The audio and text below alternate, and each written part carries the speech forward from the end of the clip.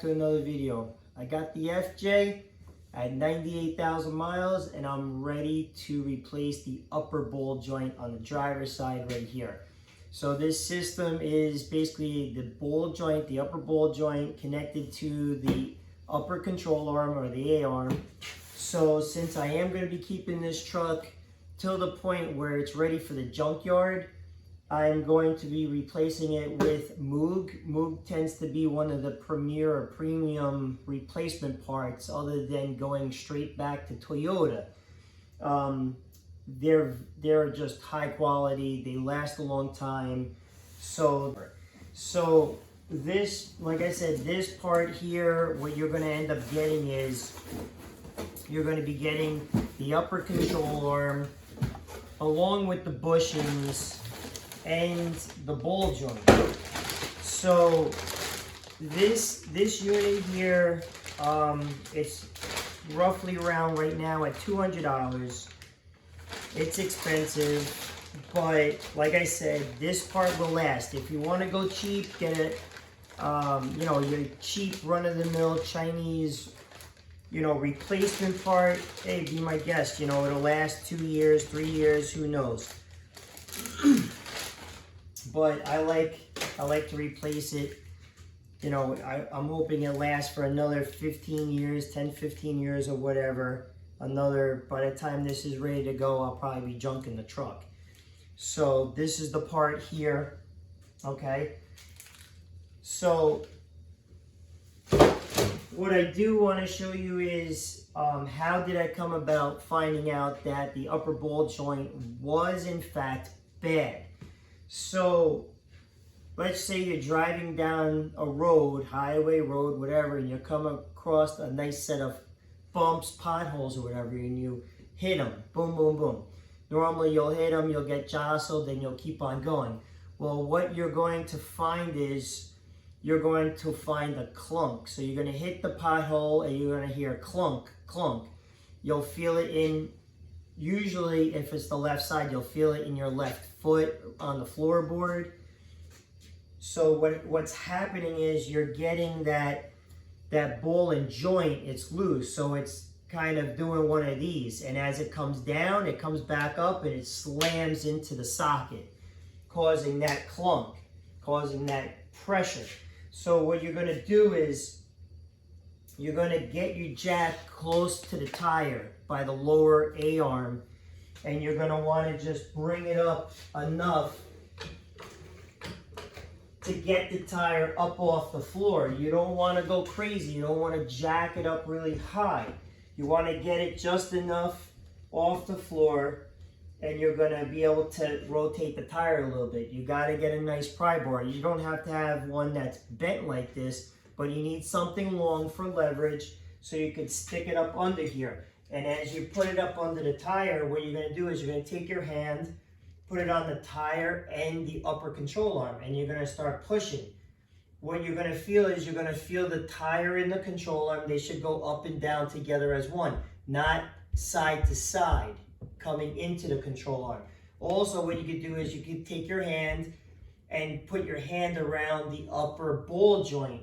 When you put your hand around the upper ball joint, you'll actually feel the ball joint collapsing on itself.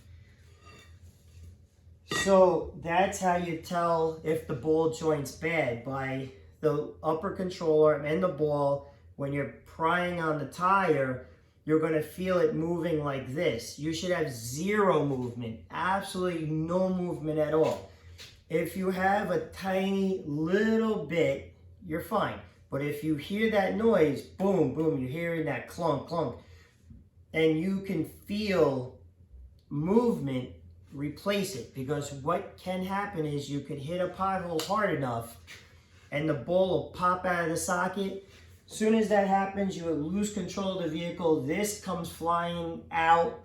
Generally, it'll flip around, hit your fender, bend everything, all types of catastrophic failure. It's not worth it.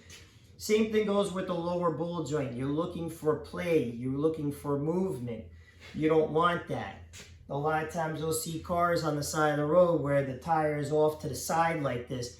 Either the tie rod end failed, same thing, it's a ball joint like that, joint in the ball, and they pop off and it goes off to the side, or the top or the bottom releases and the tire and the whole assembly just goes like this. You lose the axle and it becomes a mess. So what we're going to do is we're going to jack this up like this. We're going to keep pressure on the lower A-arm so that we keep the spring and basically the whole assembly collapsed. You don't want it to sag. You want to keep pressure on it.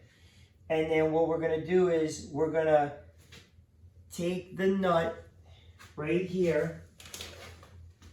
So we're going to take this nut and we're going to loosen it. Take the carded pin out and we're going to loosen it. We're not going to take it off because this is under pressure. So what you don't want to do is take this off completely. And then what happens is you hit the side of that assembly and this comes flying up, hits you in the face, something happens or comes up, hits the wheel well, the tire comes flying out, the whole assembly comes off. So what you want to do is you want to release this enough, but you want to kind of keep it halfway on or almost fully on, not one turn, not two turns. There's a lot of pressure, so you want to keep it at least half or almost full. And then you want to start hitting the side of the actual hub assembly. That will release this, and then after that, then you slowly take it off, and then you could take it out safely. So from here, what I'm going to do is I'm going to jack this up. I'll get it on jack stands. I'll take the tire off, and then we'll tackle basically getting the unit apart. Okay, we're all set. We have the tire off the truck. Obviously the truck is jacked up. And what I have over here is I have the appropriate size to carry the weight of the truck over here by this larger body support here. Keeping it kind of close to the front of the truck here. You don't want it way back in the middle of the truck, you know, just in case. You don't want to start bending the frame or flexing it or the truck moving. So we're keeping it right here, kind of up close by this larger support here. So what we have over here is I have the 3-inch leveling kit for the strut assembly here. So what's happening is it forces the whole suspension to droop further than it would normally, causing this upper control arm to pivot more. What I'm going to do is I'm going to put the jack up underneath the ball joint, the nut, the lower ball joint, raise this up a little bit, not a lot. You don't want to preload the crap out of this, but I'm going to bring it up a little bit just to get this angle a little bit more normal so that all of these other components kind of relax a little bit, because in this extended droop state, it puts a little bit of extra pressure on, say, the tie rod end here, your sway bar linkages and stuff. So I'm going to raise this up a little bit, and then I'm going to go ahead and start removing this carded pin here, taking this down, and then hitting the side of this right here.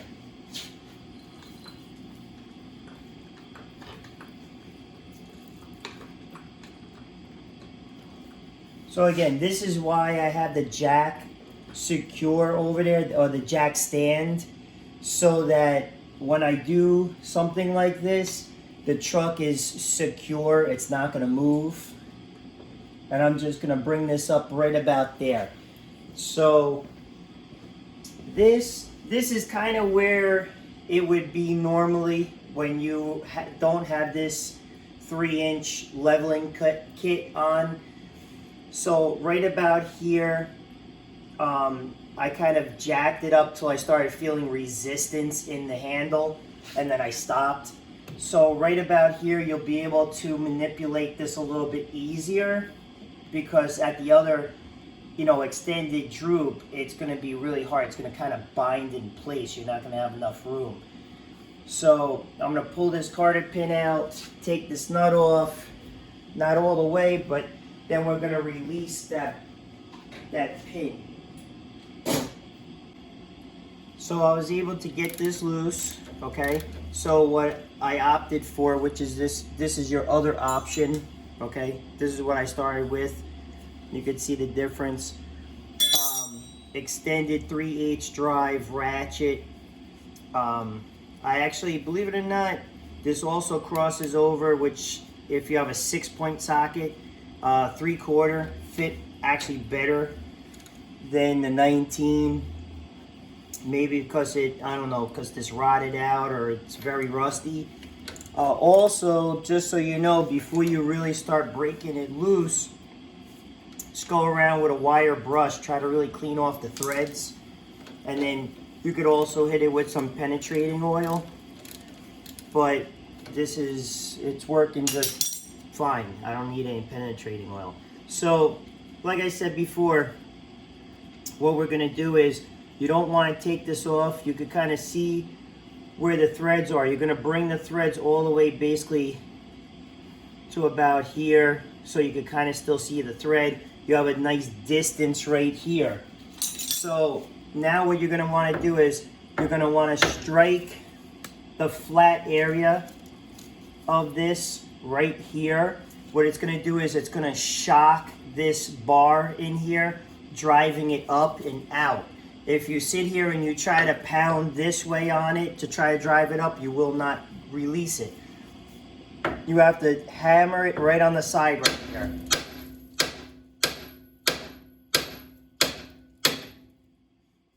What you're essentially doing, this is a wedge. It's wedged into that hole. So as you're hitting it, the vibration is basically walking it up and then driving it up and out. So at this point here, you could see how it went, poof, it hit real hard. So at this point, this nut is now tight. That's why you don't want to release this completely. You want to keep it on there. So from this point here, what we're going to do is, we're going to take this brake line off here, this bracket I should say, kind of put it off to the side. We'll release this bolt, allowing this to free float in its place. And this should be a 10 millimeter. Let's see.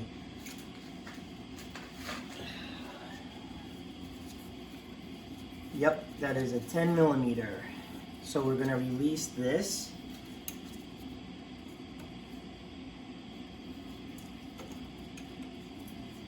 So right now I'm using the 10 millimeter closed end. You really don't want to put what they call the box end on here, because you can strip it so much easier like that by doing that. So I got that. So we're going to switch over to the little ratchet wrench here. Nicely colored.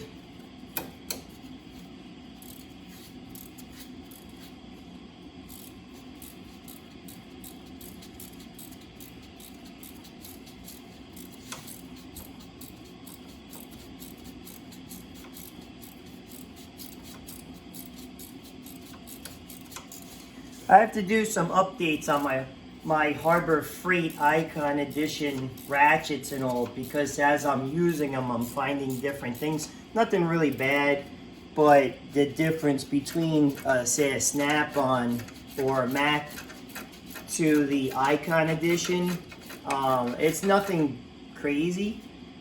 I do still have a problem with the stubby 3/8.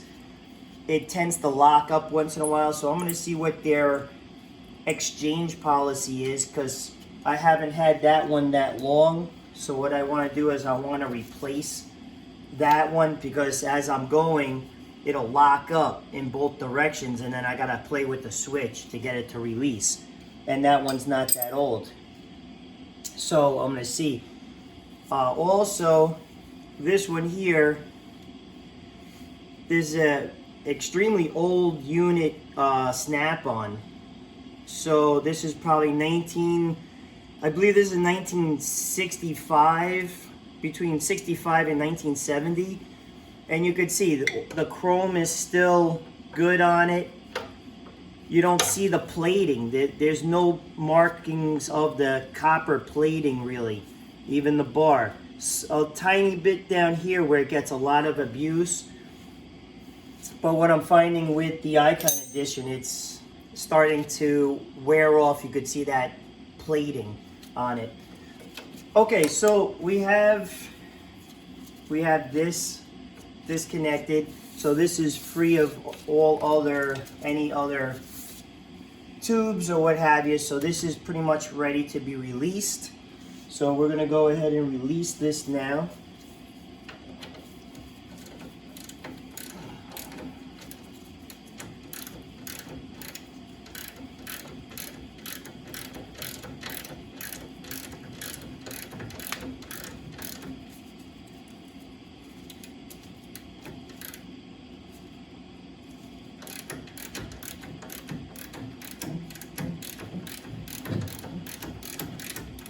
That's the only thing. Once these things get really loose like that and it's almost ready to come off, this tends to start spinning around, especially when they're really worn out. So we're gonna have to grab that with a pair of pliers. We'll use a nice set of channel locks here. Grab that, keep it from spinning.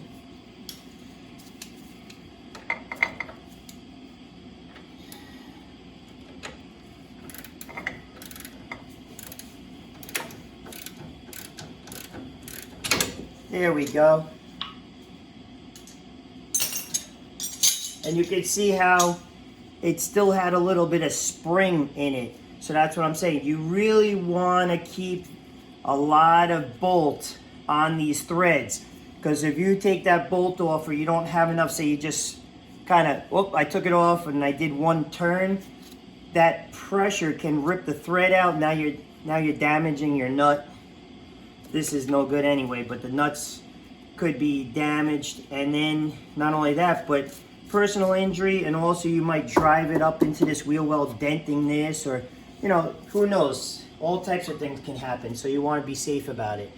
All right, so this is all set. I gotta pop out these push pins, take these away, so we could get to these two upper bolts over here.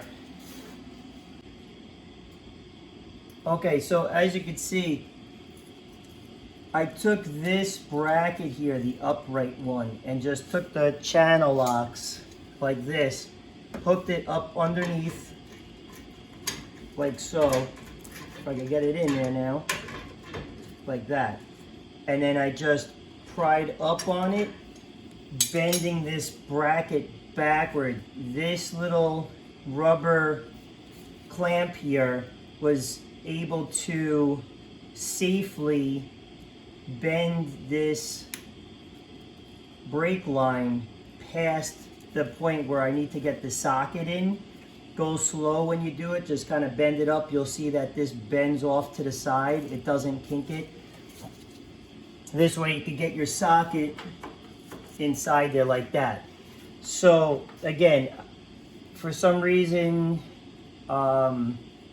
Standard is working on this. This is a 3/4 socket, 6-point. It fits perfectly in here. So that's what I'm going with. And I'm gonna crank down this. I'm using just a huge breaker bar on this instead of an impact gun. I might switch over to an impact gun, but I know most people don't have 1/2-inch drive impacts. So I'll see if I could just do it with a breaker bar. More than likely this will start spinning, so I'm gonna have to grab the other bolt, the bolt on this side, while I'm breaking loose the nut on this side. So we'll see what happens on that. So I'll crank down on this. I gotta keep a watch on this bolt over here, or actually I'll feel it, see what it's doing. Okay, so right now it's stationary and just the nut's moving.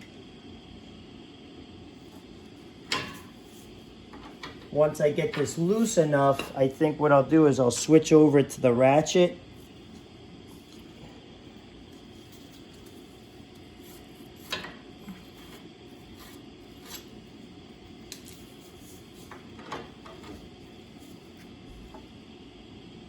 Oh, now it's starting to spin. So now what I'm gonna have to do is I'm gonna have to get another breaker bar, lock it into place over here so I can get it off.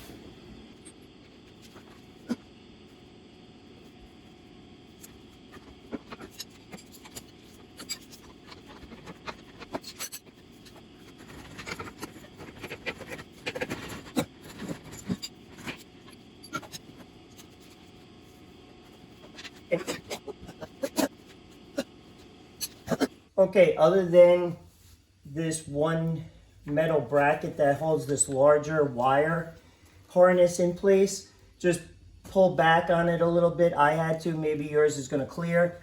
And then this bolt will be free and you can just move it all the way out. It's easy. The easiest thing to do is just do it from right under here. Just keep twisting it and pulling it out at the same time. And we'll pull this all the way out. So that one's out. We're going. This is a long bolt.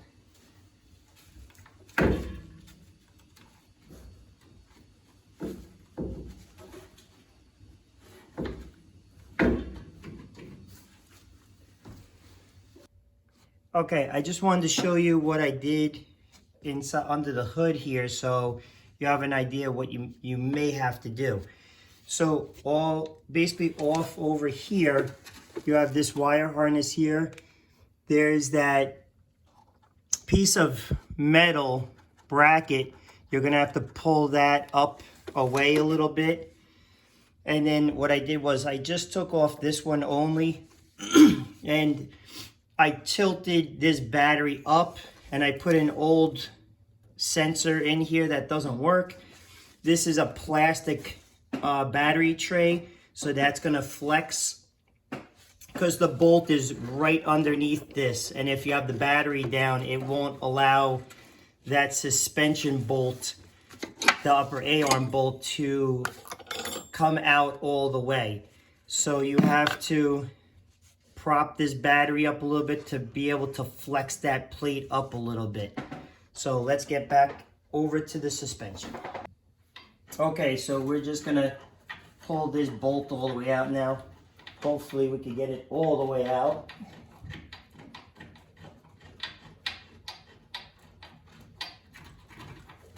There we go. Perfect. Just gonna leave the bolt right here. This is your old upper control arm or A-arm. And this is pretty shot. I could even feel it moving around with my hand, pulling in and out. So this is gonna be swapped out for that new Moog.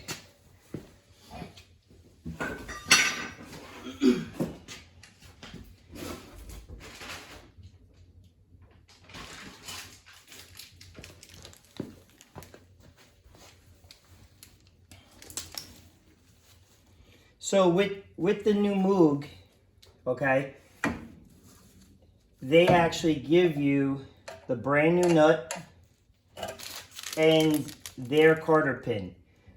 I really like Toyota's OEM carter pin, so I'm not going to use this. I'm going to use the OEM carter pin. But on a lot of the cheaper upper control arms and all, they actually don't give you the new nut. If you're struggling to get this off, just make sure they gave you one. If not, you'll have to go to the auto parts store and get a new one. So we're going to put this back on and we're going to make sure that everything lines up correctly.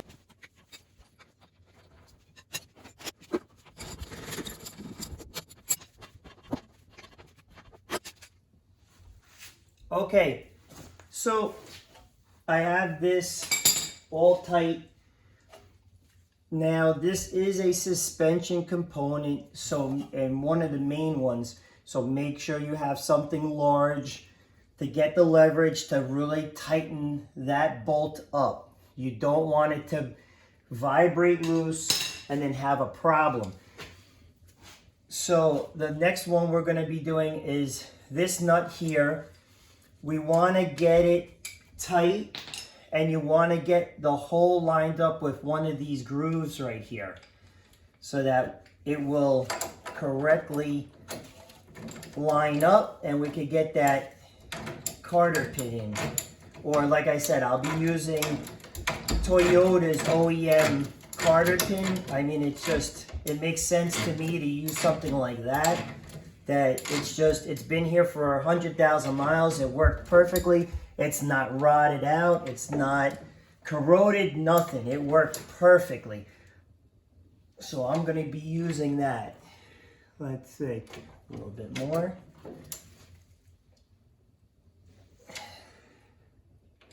Tiny bit more. Same thing with this. You really want to, don't be afraid of stripping this out. This is a massive bolt. All right, I line that up. We'll find our Carter pin here, laying over here. Put this back on. Release. And there you go. This is, I love this pin. This is a really nice pin that they got here. I want to get that up there like that. Very good. So, and then just for a little added, I'm going to bend this off to the side like that. So don't forget, we have the 10 millimeter bolt that secures your brake line right here. We have to get this back into place.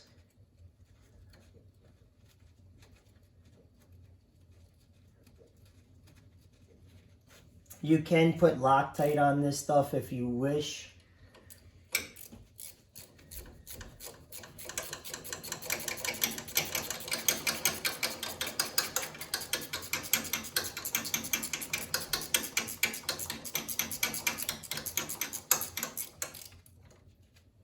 A little bit more. Don't crank down on this bolt too much. It's only a little 10 millimeter bolt. Just enough to hold it in place. Like I said, if you want to put Loctite on it, you know, just in case, that's fine too.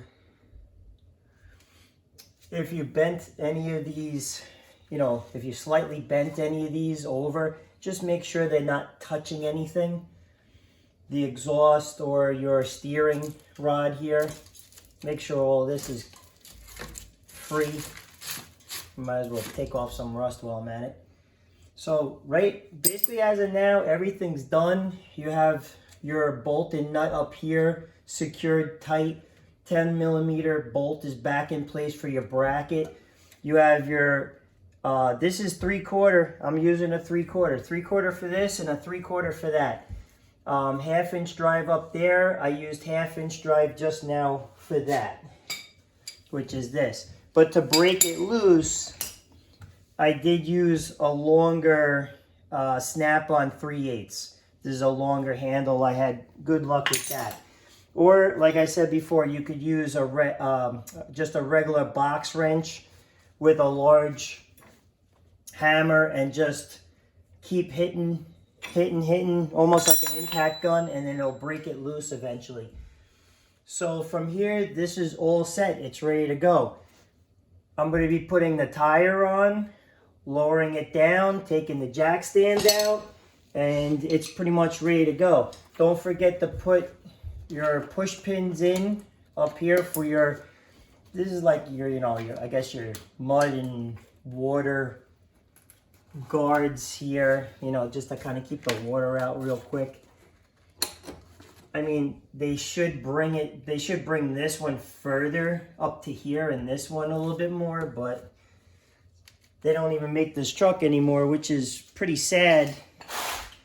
They should come out, although I did hear that they may come back out with this truck in a couple of different variations, 2-door, 2.5-door, and a 4-door. I hope they do. I would rather buy one of these than the new Bronco that came out. I absolutely love this truck. We've never had problems with it. This is just, it stays together. It plows amazingly. So this is 100% done. Like I said, this is a very easy install. Very easy fix. Don't shy away from doing this. Don't have a mechanic charge you a ton of money for this. It's very simple.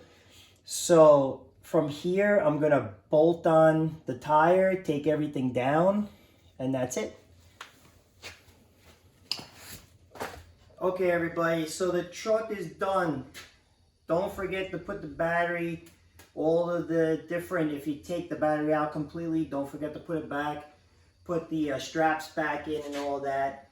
So take the truck down and everything like that. If you do not have an impact, electric or air, use a torque bar, or if they supply you with the kit in the FJ, use that. Put it in, step on it, make sure you get the lug nuts tight on this truck. So I'm basically using basic tools. If you don't have electric impact 1/2-inch drive or an air 1/2-inch impact, you don't really need it. You can use your socket with a breaker bar or what they supply you with the FJ to get the lug nuts off. Just like I said, get them on as tight as you can, put the truck down, then step on the bar, get it as tight as you can with your foot. As far as the Harbor Freight Earthquake Edition here goes, I'm running a 13/16 socket on here. I impacted it basically till it stops, and I'm happy with that. If you want to torque, actually get yourself a torque wrench like this and go around and do the 115 foot-pounds all the way around evenly. You could do that, or what other pounds you want. You could go ahead and do that also. Try to do the start pattern. Just don't start from one and go all the way around. You start bending stuff. Kind of go in your start pattern evenly all the way around, a little at a time. So I just wanted to go over some of the tools so you know that I'm not using anything special here. This is just run-of-the-mill stuff. So I do have an extra large breaker bar that makes it a little bit easier. This is your standard length breaker bar. I also use this on the other side. So this is the standard breaker bar. The short ratchet, 1/2-inch drive ratchet. These are all 1/2-inch drive. I used one of these swivel 3/4. So I used one of these. You could use a regular combination wrench or a box wrench or a double closed wrench. You could use that also. I used this tiny extension to get in at one point in time. Basically same thing, 3/4 socket for the other side, because you need two of them, either a wrench or a 3/4 or a 3/4 and a 3/4. To get the lug nuts off, you could either use the one that's in this truck here, or you could use it. I used the 13/16 to get the lug nuts off. You have your 10mm. You could either use a 1/4-inch drive, 10mm socket, a little ratchet wrench like this, or just get a regular wrench, 10mm, to get that one little bracket off. I did use a pair of vice grips to pull out the little carter pin, and a pair of channel lock pliers. So that's pretty much all that I used. I mean, you shouldn't have to go crazy, with tons of tools on this project. It's pretty, straightforward. Lug nuts, you have your 1 3/4 bolt that comes out with the carter pin. You have the 2 3/4, slide the bolt out, put your new piece back in, slide it in, put your bracket on, yada yada, and it's all done. So don't get discouraged. This is a very easy thing to do. Try it out. You'll be successful. You'll get it done. You'll save yourself a ton of money. So, as always, thanks for watching. subscribe, give me a thumbs up, and I'll see you on the next video.